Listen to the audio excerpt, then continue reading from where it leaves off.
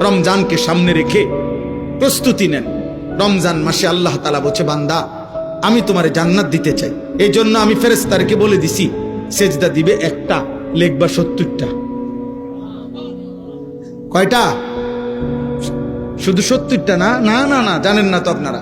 হাদিসের মধ্যে আছে, নবীজি সাল্লাল্লাহু আলাইহি সাল্লাম বলছেন, এই ফেরেশতা রমজান মাসের নেক আমলে 70 লেখবার আগে আবার জিগা আল্লাহরে 70 লিখতাম নি।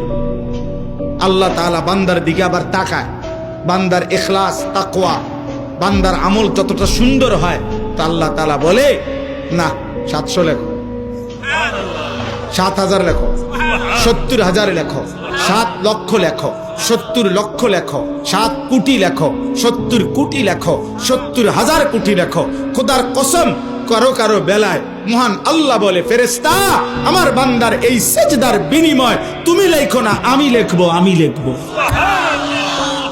এর নাম রমজান। এর নাম কি? রমজান। এক এক সেকেন্ড হীরা মণি মুক্তার দামে দাম। এক এক সেকেন্ড 1000, 10টা দুনিয়া না, 100টা দুনিয়ার চাইতে বেশি দাম।